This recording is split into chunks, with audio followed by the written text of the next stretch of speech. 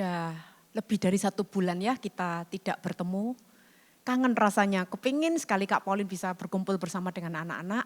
Tetapi kita semua patut bersyukur bahwa di tengah-tengah segala kesulitan yang kita hadapi, Tuhan tidak pernah meninggalkan kita. Tuhan begitu setia menyertai setiap kita. Dan anak-anak kita perlu bersyukur juga bahwa Tuhan adalah Tuhan yang berkuasa dan dia memegang kendali atas segala sesuatu yang sedang terjadi saat ini. Nah, sebelum kita masuk di dalam firman Tuhan, mari kita berdoa bersama. Tuhan Yesus, kami bersyukur karena kami punya Allah yang begitu besar, yang begitu dahsyat, tetapi Engkau juga Allah yang begitu memperhatikan dan mempedulikan setiap kami. Tuhan, saat ini ketika kami datang di hadapan-Mu, kami rindu untuk mendengar kebenaran firman-Mu. Biarlah firman-Mu itu membuat kami boleh mengenal siapa Engkau lebih dalam lagi. Biarlah kami boleh melihat kemuliaan-Mu dan semakin mempercayai Engkau. Di dalam nama Tuhan Yesus kami berdoa. Semua katakan amin. Nah, sekarang Kak Pauline mau nanya, ini ada gambar ya. Ada yang tahu enggak ya, gambar apa ini? Betul, gambar ayam jago. Nah, apa bunyi? Biasanya ayam jago itu bunyinya seperti apa sih? Coba sih, ada yang tahu enggak bunyi ayam jago seperti apa? Kukuruyuk. Wah bener, bunyinya kukuruyuk gitu ya. Dan biasanya itu kalau sudah menjelang pagi, ayam jago ini akan berkokok seperti itu ya. Kukuruyuk, membangunkan semua orang. Nah, ayam jago ini mengingatkan Kak Pauline akan sebuah kisah Alkitab tentang ayam jago dan tentang Yesus. Mari kita dengar bersama dan kisah Alkitab ini diambil dari Alkitab. Kita akan buka bersama Lukas 22. Ya, lagi Lukas 22 ayat 54 sampai 62. Semua buka bersama, kita baca bersama dulu ya. Lukas 22, Lukas itu Injil yang ketiga. Lukas 22 ayat 54 sampai 62. Sudah siap ketemu semua? Kalau ketemu kita baca bersama ya. Lukas 22 ayat 54 sampai 62. Lalu Yesus ditangkap dan dibawa dari tempat itu. Ia digiring ke rumah imam besar dan Petrus mengikut dari jauh. Di tengah-tengah halaman rumah itu, orang memasang api dan mereka duduk mengelilinginya. Petrus juga duduk di tengah-tengah mereka. Seorang hamba perempuan melihat dia duduk dekat api. Ia mengamat-amatinya, lalu berkata, "Juga orang ini bersama-sama dengan dia." Tetapi Petrus menyangkal, katanya, "Bukan, aku tidak kenal dia." Tidak berapa lama kemudian, seorang lain melihat dia lalu berkata, "Engkau juga seorang dari mereka." Tetapi Petrus berkata, "Bukan, aku tidak." Dan kira-kira sejam kemudian, seorang lain berkata dengan tegas, "Sungguh, orang ini juga bersama-sama dengan dia, sebab ia juga orang Galilea." Tetapi Petrus berkata, "Bukan, aku tidak tahu apa yang kau katakan." Seketika itu juga, sementara ia berkata, berkokoklah ayam. Lalu berpalinglah Tuhan memandang Petrus. Maka teringatlah Petrus bahwa Tuhan telah berkata kepadanya, "Sebelum ayam berkokok pada hari ini, engkau telah 3 kali menyangkal aku." Lalu ia pergi keluar dan menangis dengan sedihnya. Nah, anak-anak, minggu lalu kita belajar bagaimana Tuhan Yesus ditangkap oleh tentara-tentara yang dikirim oleh pemimpin-pemimpin Yahudi. Waktu Yesus ditangkap, semua murid itu lari ketakutan meninggalkan Yesus sendirian. Tapi apakah Yesus sendirian? Tidak, karena Allah Bapa selalu menyertai Yesus. Bagaimana dengan Petrus? Nah, malam itu adalah malam yang paling gelap dalam hidup Petrus. Malam itu Petrus teringat, Yesus sudah pernah mengingatkan dia. Petrus, malam ini sebelum ayam berkokok, Yesus berkata, "Kamu telah menyangkal aku 3 kali." Tapi waktu Petrus mendengar perkataan Yesus itu, Petrus dengan mantap menjawab Tuhan Yesus. Tuhan, sekalipun aku ini harus mati bersamamu, aku tidak akan menyangkal engkau. Tapi ternyata Tuhan Yesus tahu hati Petrus. Yesus tahu segala sesuatu. Setelah Petrus ikut lari meninggalkan Tuhan Yesus bersama teman-teman yang lain, hati Petrus sangat tidak tenang. Dia galau. Dia terus teringat kepada Tuhan Yesus. Akhirnya dia putuskan, aku akan kembali. Aku akan melihat apa yang terjadi pada Yesus. Tapi Petrus tidak berani dekat-dekat dengan Yesus. Dia takut ditangkap. Akhirnya dia mengikut dari jauh. Petrus memandang, menyaksikan bagaimana prajurit-prajurit itu mengikat Tuhan Yesus. Kemudian menyeret Tuhan Yesus ke rumah imam besar untuk diadili. Hati Petrus sangat sedih melihat Tuhan Yesus diperlakukan demikian. Anak-anak, waktu diadili di depan pemimpin-pemimpin Yahudi itu. Kira-kira adakah orang yang bisa menemukan kesalahan Tuhan Yesus? Apakah Tuhan Yesus pernah berbohong? Apakah Tuhan Yesus pernah memukul orang? Apakah Tuhan Yesus pernah tidak taat kepada Allah? Tidak, betul, tidak pernah. Tuhan Yesus tidak pernah berbuat jahat. Tuhan Yesus tidak pernah berdosa. Nah, Petrus cuma berani melihat pengadilan Yesus dari jauh sekali. Dia tidak berani dekat. Petrus takut ditangkap. Sambil mengamati dari jauh, pikiran Petrus sangat kacau. Dia berpikir, kok bisa ya? Selama ini loh Tuhan Yesus begitu berkuasa. Dia melakukan berbagai mujizat. Tuhan Yesus bisa berjalan di atas air. Tuhan Yesus berkuasa menenangkan badai. Tuhan Yesus berkuasa menyembuhkan berbagai penyakit. Bahkan membangkitkan orang mati. Tapi kenapa sekarang Tuhan Yesus begitu lemah? Mengapa Tuhan Yesus tidak pakai kuasanya untuk mengalahkan orang-orang yang mau menangkap dia? Mengapa Tuhan Yesus mau ditangkap, diikat, diseret oleh orang-orang jahat itu? Hati Petrus rasanya kecewa, marah.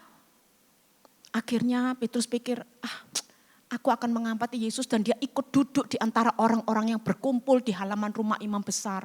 Dan karena cuaca hari itu sangat dingin, beberapa orang membuat api unggun. Petrus ikut menghangatkan diri di sana. Kemudian ada seorang hamba perempuan imam besar. Orang ini, wanita ini terus mengamat-ngamati Petrus. Terus dia berseru, hei, engkau ini selalu bersama-sama dengan Yesus. Petrus kaget, dia marah, tapi dia juga takut. Dia berkata di depan semua orang, aku tidak tahu apa maksudmu. Petrus segera berdiri. Petrus merasa tempat ini tidak aman. Ada orang yang kenal kalau aku murid Yesus. Akhirnya Petrus pindah tempat. Dia pergi ke dekat pintu gerbang.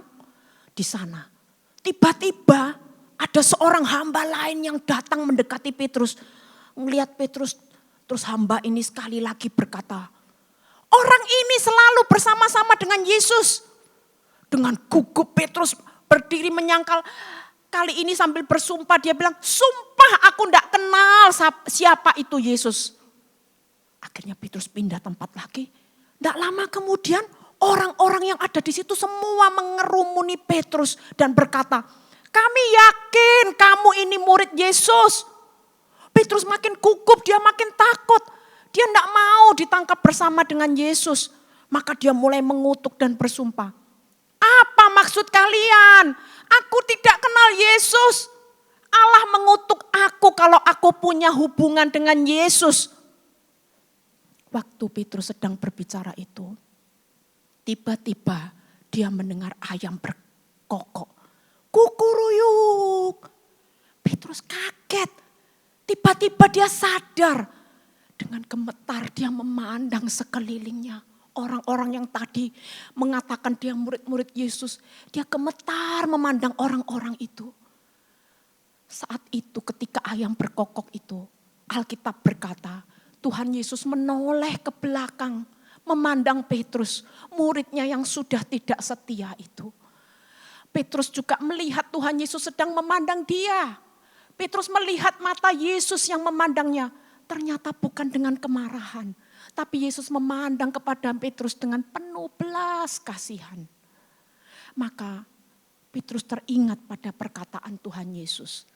Petrus, sebelum ayam berkokok hari ini, engkau telah menyangkal aku 3 kali. Ternyata perkataan Yesus itu benar adanya. Perkataan Yesus itu sungguh-sungguh terjadi.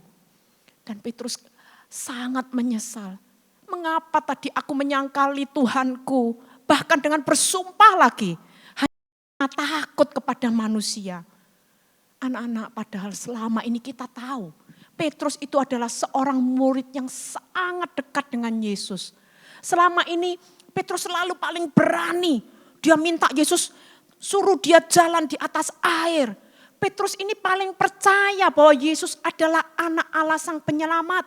Waktu Yesus bertanya kepada murid-muridnya, menurut kamu siapa aku? Roh Kudus menolong Petrus bisa menjawab bahwa engkaulah Mesias, anak Allah yang hidup. Tapi kali ini Petrus menyangkali.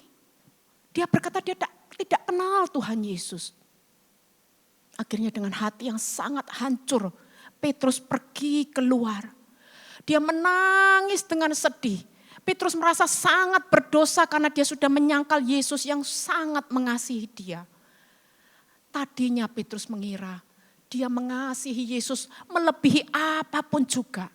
Kini Petrus sadar ternyata dia mengasihi dirinya sendiri melebihi dia mengasihi Yesus. Dia sudah berdosa terhadap Tuhan Yesus. Anak-anak, sadarkah kamu bahwa kakak dan kamu semua, kita semua, sesungguhnya kita sama buruknya dengan Petrus. Bukankah kita sering tidak bisa mengasihi Yesus melebihi apapun? Mungkin kamu berkata, enggak kok aku cinta sama Yesus. Coba kalian pikirkan.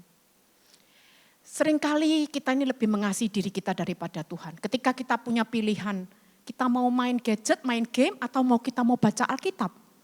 Kita lebih suka memilih yang nyaman buat kita. Kita lebih suka memilih yang kita sukai. Kita memilih lebih banyak waktu bermain game, bermain gadget, daripada kita menikmati membaca firman Tuhan. Kadang-kadang kita juga berkata, aku mengasihi Yesus, tapi kita tidak mentaati perintah Tuhan Yesus. Kita masih tidak bisa mengalah kepada kakak atau adik kita. Kita memukul adik kita atau kakak kita. Ketika orang tua menasihati kita, kita tidak mau mendengar, kita tutup telinga kita. Kita marah-marah sama orang tua. Semua itu menunjukkan bahwa kita lebih mengasihi diri kita daripada kita mengasihi Yesus. Semua itu menunjukkan bahwa kita orang berdosa. Anak-anak, itulah sebabnya kita perlu Yesus untuk menyelamatkan kita. Kita perlu Yesus untuk mengampuni dosa-dosa kita. Kita perlu Yesus untuk memberikan kepada kita hati yang baru. Hati yang akan mengasihi Dia lebih di atas segala sesuatu. Kita perlu berdoa. Kita perlu mengaku di hadapan Tuhan bahwa hati kita semua ini adalah hati yang berdosa. Betapa kita sering lupa bahwa Tuhan seharusnya menjadi harta kita yang paling berharga. Dan kita minta Tuhan hati yang baru sehingga kita hanya menghargai Tuhan Yesus. Yang mau berdoa dan minta kepada Tuhan seperti itu. Ayo kita bangkit berdiri, kita angkat tangan kita akan berdoa bersama. Kalian bisa ikuti Kak Pauline berdoa ya. Sudah, kita tutup mata kita berdoa. Tuhan Yesus, kami ini orang berdosa. Betapa sering Tuhan, aku memilih apa yang aku sukai dan bukan yang Engkau sukai. Betapa sering Tuhan, aku tidak taat kepadamu. Dan aku lebih suka memakai caraku sendiri. Tuhan, ampuni dosa-dosaku. Aku perlu Engkau Tuhan. Berikan kepadaku hati yang baru. Hati yang bisa menghargai Engkau. Melebihi segala sesuatu. Hati yang bisa mentaati Engkau. karena Engkau adalah hartaku yang paling berharga. Terima kasih Tuhan, di dalam nama Tuhan Yesus kami berdoa.